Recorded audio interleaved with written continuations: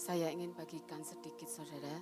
Saya kemarin pulang dari ikut seminar di City Harvest, seminar leadership, dan saya tidak menduga bahwa dari jemaat kita banyak yang ikut, 60 orang semuanya ikut. Yang darinya 20 tiba-tiba berubah jadi 60 orang dan saya ikut di dalamnya. Pada waktu di sana mereka menyanyikan satu lagu, judulnya I Remember. Pada waktu lagu itu saya nyanyikan, tiba-tiba itu ingat di dalam pikiran saya. Semua itu kembali segar dalam hidup saya. Kita baca ya di 2 Petrus 1 ya, sebentar. Saya hanya minta waktu sedikit aja untuk saya bagikan ini. 2 Petrus 1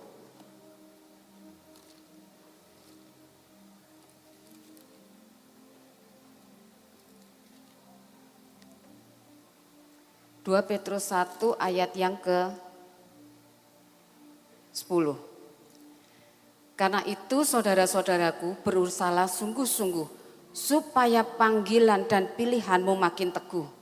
Sebab jikalau kamu melakukannya, kamu tidak akan pernah tersandung. Dengan demikianlah kamu akan dikaruniakan hak penuh untuk memasuki kerajaan kekal, yaitu kerajaan Tuhan dan Juru Selamat kita Yesus Kristus. Tiba-tiba ayat ini muncul kembali dalam hidup saya. Sebelum saya dengan Pak Petrus menikah, dia sudah pelayanan sendiri, saya pelayanan sendiri. Sampai akhirnya Tuhan menemukan kita dan kita menikah. Setelah kita menikah, saya mengikuti dia untuk pelayanan. Dan sampai suatu ketika ada peraturan dari pemerintah bahwa persekutuan doa tidak boleh lagi, ada 2 pilihan. Persekutuan doa dibubarkan atau dijadikan gereja. Pada waktu itu Pak Petrus dihadapkan dengan 2 pilihan dan dia akhirnya memutuskan untuk jadi gereja. Pada waktu dia memutuskan jadi gereja, itu kan keputusannya dia. Buat saya harus membuat keputusan sendiri dan itu keputusan yang berat sekali. Karena saya lihat resiko jadi seorang istri hamba Tuhan itu tidak gampang. Saya katakan sama Tuhan, Tuhan saya tidak bisa merangkai bunga Tuhan. Saya lihat kalau ibu-ibu gembala itu bisa merangkai bunga sampai gerejanya itu indah-indah. Saya tidak bisa merangkai bunga Tuhan.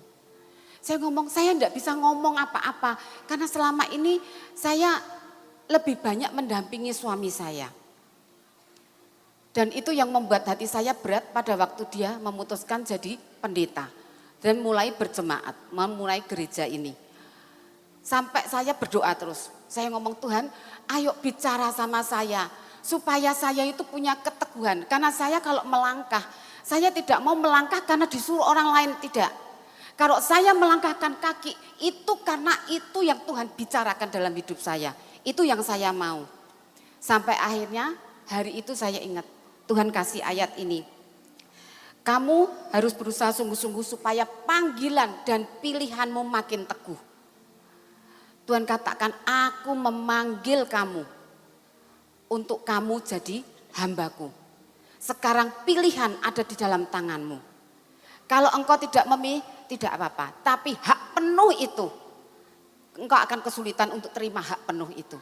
Pada waktu saya baca ayat ini, hati saya takut. Saya ngomong, Tuhan saya ini sudah diselamatkan, saya lahir baru di Tawangmangu tahun 80. Hidup saya betul-betul berubah dan saya mulai mencintai Tuhan, saya belajar firman Tuhan. Kalau saya sudah lakukan semuanya ini tapi saya tidak dapat karunia penuh untuk masuk ke kerajaan Allah, buat apa? Di situ saya langsung begitu saya dapat ayat ini saya tahu tidak ada kata lain kecuali saya ngomong, ya Tuhan dengan panggilanmu. Dan saya ngomong dengan Pak Petrus, ya sekarang saya sudah siap kalau kamu jadi hamba Tuhan. Kamu jadi pendeta. Dia dari penginjil untuk jadi pendeta itu juga tidak mudah. Tapi tidak mudah juga saya sebagai istri, sekarang saya harus jadi seorang ibu gembala. Itu buat saya berat sekali. Tapi saya ngerti pada waktu Tuhan bicara, mulut saya tidak akan bisa lagi berkata tidak. Hari itu saya ngomong, Tuhan aku mau memenuhi panggilanmu dan aku memilih untuk aku mendampingi suamiku sebagai gembala. Akhirnya saya ingat saya ditahbiskan. Tidak pernah lupa dalam hidup saya. Saya berlutut di depan berdua dengan suami saya. Waktu itu jemaat masih sedikit. Sedikit sekali. Tapi saya ingat itu masih segar di pikiran saya. Kita berdua didoakan untuk memulai gereja ini. Dan suami saya jadi pendeta. Di situ ingatan itu pada waktu di seminarnya di Konghi, ingat semua. I remember Tuhan, I remember. Tidak akan aku lupakan itu kejadian. Di mana aku terima panggilan-Mu. Dan aku memilih untuk aku nurut Tuhan dengan Engkau. Di sana saya dapat berkat banyak saudara. Pada waktu seminar 2 hari. Satu yang saya rasakan pada waktu saya berangkat. Hati saya tuh, kita tidak bisa menipu diri kita. Kita semua mengalami kesedihan. Saya paling berat itu pada waktu saya mau tidur. Dan saya bangun pagi. Pada waktu mau tidur, semua terbayang semua. Apa yang semua sudah saya lakukan bersama dengan suami saya. Pagi hari bangun tidur itu semua ingat lagi. Itu saat yang paling berat dan tidak ada seorang pun yang saya sharingi tentang hal ini. Karena saya tahu jemaat semua anak-anak juga kehilangan. Jadi masing-masing saya gini, Tuhan biarlah kita masing-masing berhadapan dengan Tuhan sendiri. Dan saya ngomong, Tuhan Engkau lihat hati saya. Engkau lihat apa yang ada dalam hati saya. Dan saya pada waktu mulai ikut seminar, saya merasakan, saya terima makanan yang sesungguhnya. Saya terima firman yang solid. Diajarkan bagaimana jadi seorang leader di situ. Itu membuat tambah hari saya gini, kok dalam saya makin kuat, makin kuat. Dari saya menyanyi dengan lirih sekali, karena seperti tidak ada kekuatan. Tiba-tiba saya bisa menyanyi dengan keras, saya bisa menyembah Tuhan dengan bebas yang saya sudah tidak pernah lakukan selama ini. Karena saya pikir saya sudah saya bungkem semuanya. Ternyata hari itu Tuhan tidak, mulai membangkitkan sesuatu yang dalam diri saya. Sampai tiba-tiba begitu nyembah Tuhan saya sadari, Tuhan roh saya merdeka hari ini. Saya bisa mengalami kemerdekaan di dalam roh saya bisa menyembah Tuhan, saya bisa mencintai Tuhan kembali, dan saya ingat panggilan Tuhan dalam hidup saya. 11 tahun itu bukan hal yang mudah buat saya, di mana saya tetap duduk di gereja. Suatu ketika saya pernah ditanyain orang, itu pertanyaan yang tidak pernah saya lupakan. Dan itu terngiang terus dalam hidup saya. Suatu hari saya ada di kota lain. Saya ngerti banyak orang sudah tahu semua hal yang terjadi. Tapi saya tidak pernah menduga ada orang yang bertanya itu langsung di depan muka saya, saudara. Dan itu membuat saya detik itu, saya bungkam dan tidak bisa ngomong. Mereka tanya apa? Bu, sekarang ini saya harus bersikap bagaimana? Saya harus mendengarkan firman yang keluar dari hamba-Mu atau tidak? Bayangin saudara, kalau saudara ditanya seperti itu, padahal itu suami saya sendiri yang dipermasalahkan. Saudara jawab apa? Itu detik di mana saya rasanya pengen nangis, pengen lari, pengen pulang, dan saya tidak pengen ketemu orang itu lagi. Tapi saya ingat gini, Tuhan, saya mesti jawab apa ya? Saya ingat masih ada Roh Kudus. Jawab apa Roh Kudus? Saudara tahu, itu sesuatu yang gini. Tiba-tiba gini, ini nyepit ya, 1 di sini, 2. Saya dicepit di tengah-tengahnya sini, sudah kegencet di tengah-tengahnya. Tiba-tiba ada sesuatu yang keluar dari sini. Apa yang Tuhan berikan di pikiran saya? Saya ingat tukang yang angkut itu loh, buah anggur yang di Alkitab itu. Tiba-tiba saya muncul itu pikiran orang bawa anggur itu, tandon anggur itu. Sekian detik itu saya ngerti betul apa yang saya omongkan. Karena kalau Roh Kudus ngomong, cuma dia ngasih 1 tanda, itu bisa menjabarkan di pikiran kita. Itu yang saya kenal selama ini, Roh Kudus saya seperti itu, gitu ya.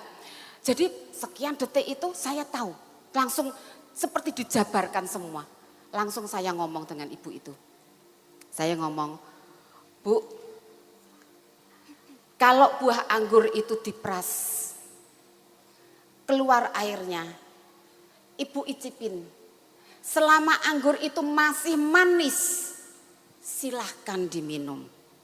Tapi kalau buah anggur itu diperas dan ibu minum, buahnya tidak ada rasa apapun, tidak ada kemanisan di dalamnya, ya jangan diminum.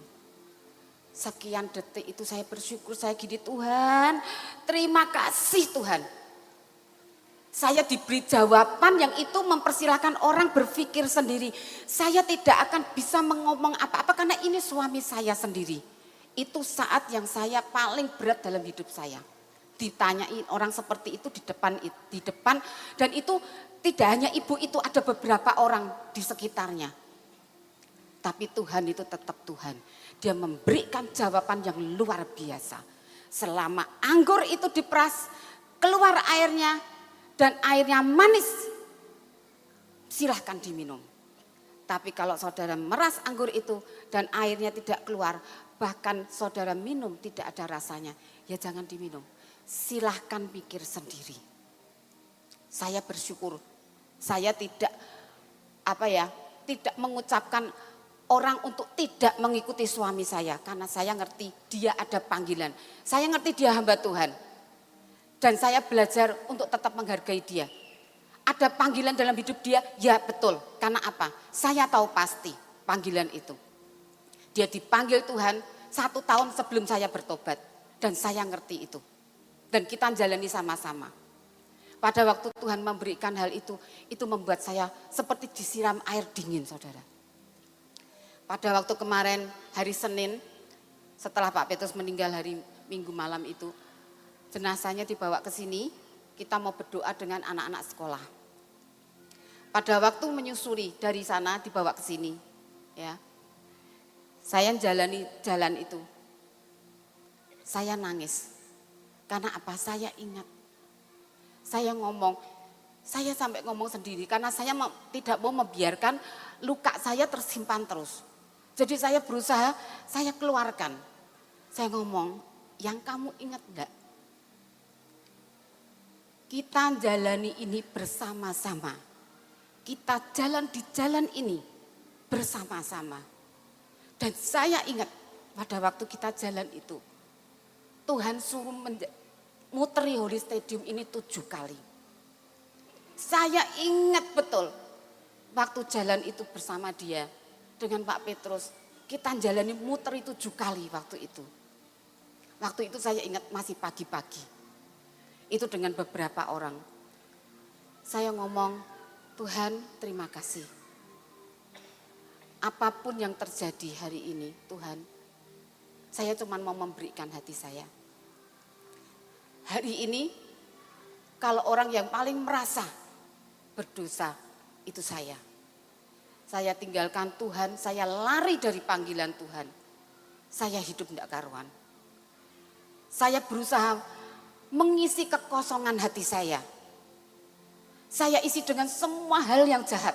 Semua hal yang Tuhan ngomong jangan saya lakukan.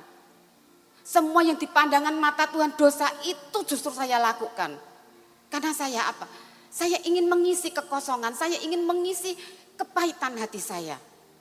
Saya tahu itu melukai jemaat. Mungkin jemaat ada yang lihat saya hidup benar-benar tidak di dalam jalurnya Tuhan. Anak-anak pasti tahu hidup saya tidak karuan. Pagi hari ini saudara, saya hanya minta satu, maafkan saya. Hidup saya yang lalu, saya betul-betul hidup dalam dosa. Saya betul-betul lari dari panggilan Tuhan. Dan saya minta maaf kepada jemaat. Saya minta maaf kepada anak-anak saya. Karena saya sudah melukai mereka. Saya betul-betul saya tidak mau ngurusi mereka. Dan saya ngerti itu melukai hati mereka semua. Tapi pagi hari ini saya minta maaf buat Kesia, buat Joseph, buat Hadasa. Saya tahu Hadasa itu orang yang paling ngerti hati saya, saudara. Saya ingat pada waktu saya pertama-tama saya mengalami banyak hal yang tidak enak dalam hidup saya. Setiap kali dia pulang sekolah, Dia selalu lari di tempat saya. Dia ngomong, "Mami, are you okay?" Itu pertanyaan yang saya tidak pernah lupa. Setiap kali pulang sekolah, dia lihat saya diem, saya tidak bisa ngomong apa-apa. Dia selalu tanya, "Mami, are you okay? Mami, are you okay?" Itu pertanyaan terus dia tanyakan dalam hidup saya, dia masih kecil waktu itu. Tiba-tiba saya tidak mengurusi anak-anak lagi. Itu membuat luka dalam hati anak-anak saya. Makanya saya ngomong, Tuhan, saya sudah melukai mereka. Saya ingin membayar harga yang harus saya bayar. Mahal, saudara. Hati ini sepertinya kepengennya mundur. Dan saya seringkali ngomong sama suami saya, kenapa kamu yang dipanggil Tuhan? Kamu yang lebih berguna, kamu yang lebih jadi berkat. Saya yang hidup dalam dosa, saya yang lari dari panggilan Tuhan, saya yang tidak jadi berkat, saya yang tidak berguna. Saya malah hidup. Bukankah itu kerinduan saya untuk saya balik? Tapi saya ingat satu hal, saudara. Tidak akan Tuhan memanggil orang pulang dalam kondisi kalah. Tuhan selalu panggil orang pada waktu imannya berada di tempat yang paling tinggi. Disitulah orang itu dibawa pulang oleh Tuhan. Nah, di situ saya ngomong, Tuhan, sudah saya tahu, saya memang harus menjalani semua ini. Apapun kesalahan saya yang lalu, Tuhan, saya mau menebusnya. Saya ingin berbalik kepada Tuhan. Dan saya tahu apa yang jadi kerinduan saya, Tuhan dengarkan. Itu sedikit kesaksian dari hidup saya. Amin, saudara. Mari kita doakan Bu Tina dulu. Bu Tina, tetap di sini, Bu. Kita doakan sama-sama Bu Tina. Mari kita berdoa. Bapa di surga, kami semua jemaat pastoral mendoakan Bu Tina hari ini. Biar rohnya makin tumbuh, makin kuat. Dalam nama Yesus. Oh yang tolong hidupnya Tuhan. Bawa terus terbang makin tinggi. Dalam nama Yesus. Kekuatan dalam rohnya dalam nama Yesus. Dan kami unity bersama-sama tempat ini Tuhan. Melayani Engkau Tuhan. Semua visi, semua impian jadi kenyataan dalam nama Yesus. Biar apa yang dari Tuhan yang Kau berikan buat gereja dan kami semua Tuhan. Terima kasih Bapa. Dalam nama Yesus kami berdoa. Amin. Makasih Bu Tina. Hari ini hari sukacita. Amin.